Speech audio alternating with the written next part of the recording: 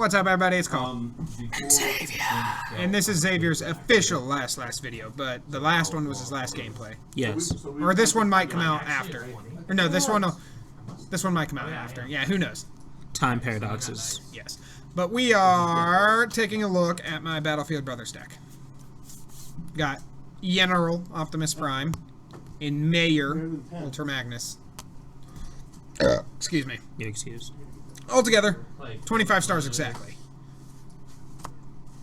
But Cole, these only add up to 23. Yeah, there's a star card in the battle deck. The obvious star card in the battle deck. General Optimus Prime. So General Optimus Prime, 11 stars, 4, 14, and 3 in alt mode. He's leader, truck, melee. Each of your other characters has bold 1 and tough 1, which isn't bad at all. I like the tough one. I do too. And then Major Ultra Magnus, leader, truck, range, 5, 17, 1 in alt mode, which is pretty great, lacking on defense though. Lacking on defense.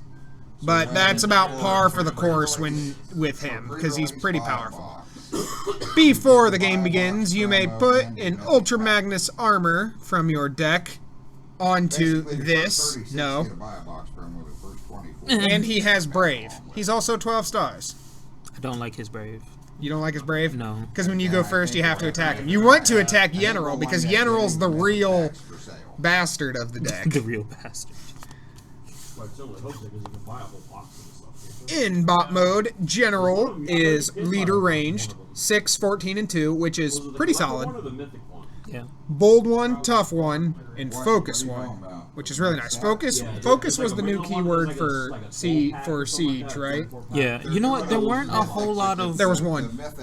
Focus cards. Oh no, that's what you meant. No, yeah, no, there were not. Because you know, like how Plan had like several. Plan cards. had a lot. Focus had very little. Yeah. And there should have been more focus.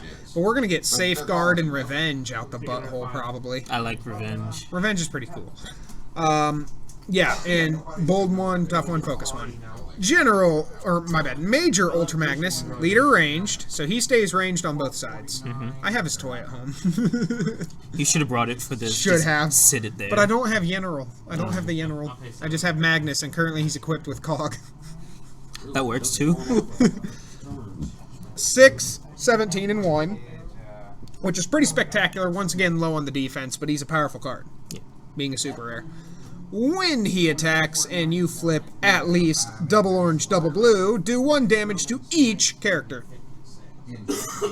Got that. And he almost never takes damage from his own ability. Got that mini Metroplex. Because, moving on to the battle deck, first up, 1 of Magnus armor, because I begin the game with it. 2 stars. I was honestly a little surprised to see it 2 stars, to see a 2-star star card. But it's good. Put on Autobots only. If the upgraded character would take non-attack damage, it instead takes that much damage, -1. So as long as Magnus is equipped with it, he'll never take damage from his own ability. It's orange-blue and it gives 2 attack and 2 defense. It's a stupid powerful card. Especially when you can begin the game with it. Yeah. I'm swinging for 8 on first turn 9 times out of 10. And then he's defending for 3, and a lot of the time I flip blue, so he's really defending for 4 or more. That's a little unfair. Triple Matrix, because they can go on both Magnus and General Optimus Prime. And it offers an additional power and an additional power and pierce to the others. So if I'm doubling up on my matrices on the battlefield, it's an additional 2 with 1 pierce. What, you don't like it? Not for Magnus. Not for Magnus? He was never meant to possess it. He was never meant to possess it. Never meant to possess it. I want a Hot Rod that can only... I want a Rodimus that can only be played if he's knocked out with the Matrix of Leadership equipped. I kind of hope Rodimus Prime is going to be... I don't think it will be. I don't think so either. Not in Siege. Not in War for Cybertron.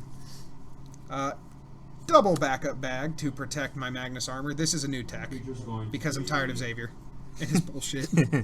I have a 3rd backup bag sitting here, but it may become 3, but I don't think it's necessary at 3. It's mainly just to hopefully protect the armor.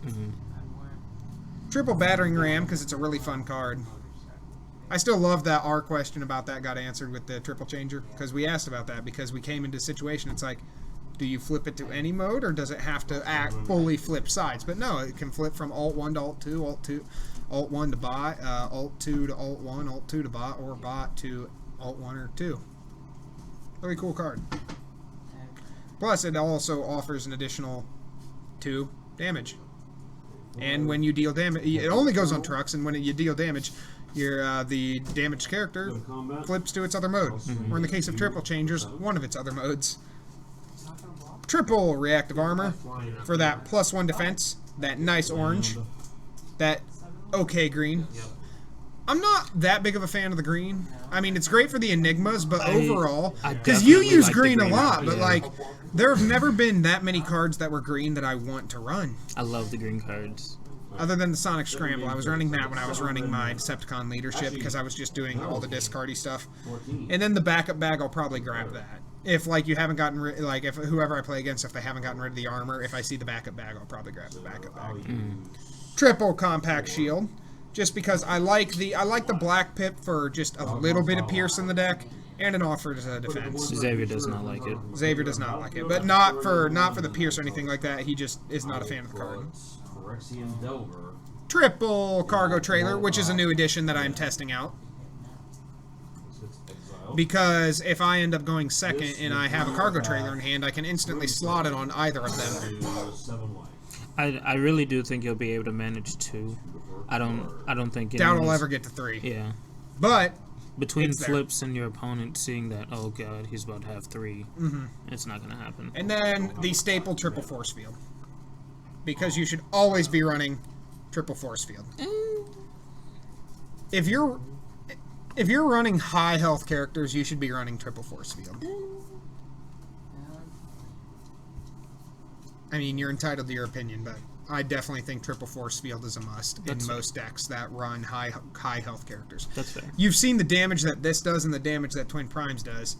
Force field can really just throw a wrench in that plan. Yeah. And that's the upgrades. Magnus armor goes on top.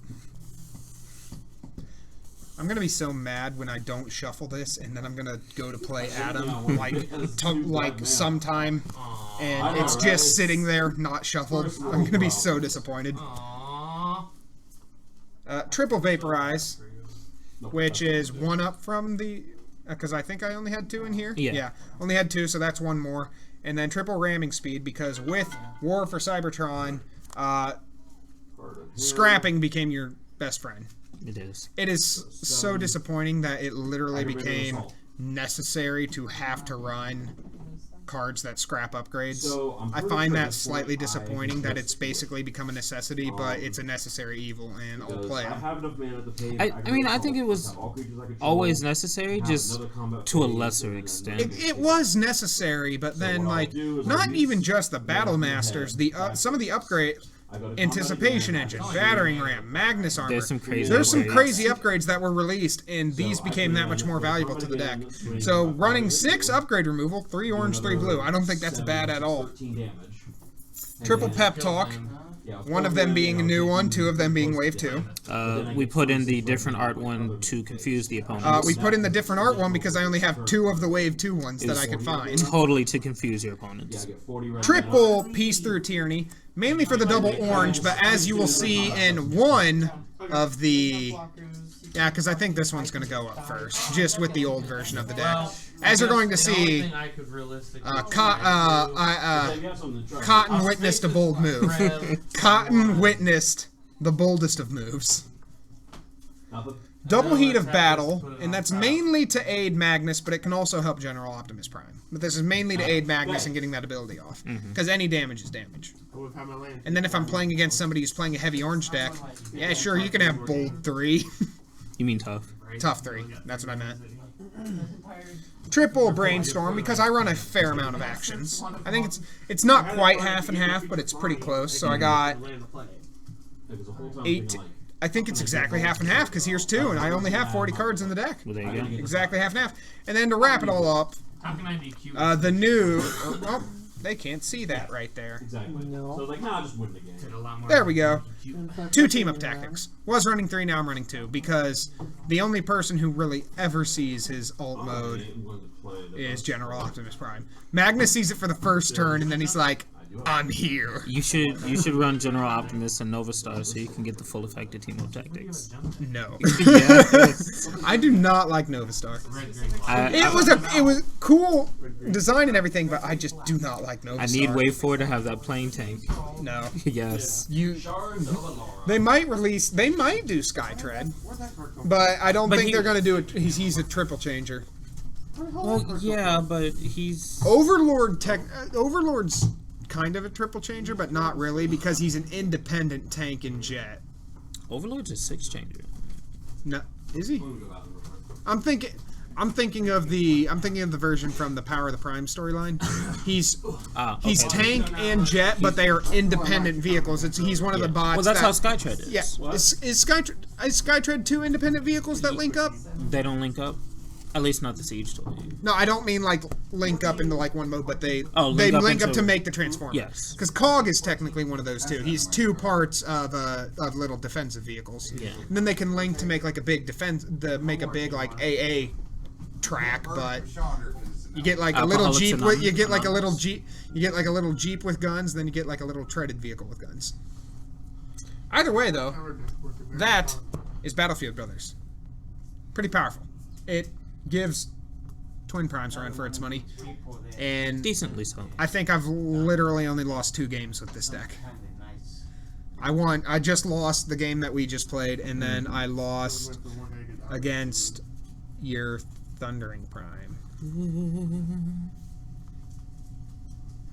And yeah, I was a little salty about that, but I did have some bad luck. I had some bad luck with my draws that game, and it happens.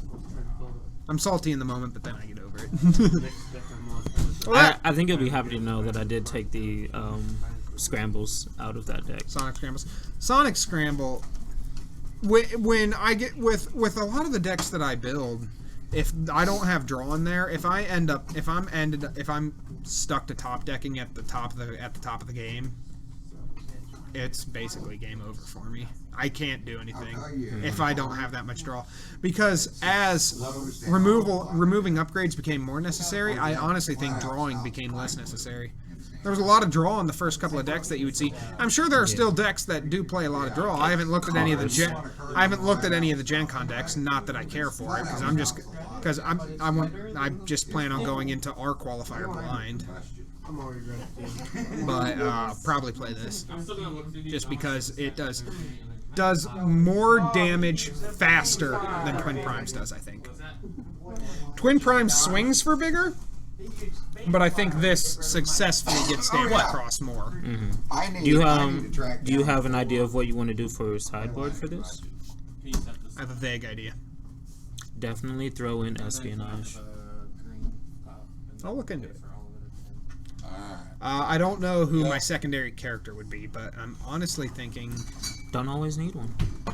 I'd like to have one, though. Well, that was Cole. Xavier. And we'll see you next time. Well, I'll see you next time. Did we roll? I'll return one day. One day. No. Did we use it? Goodbye, everyone.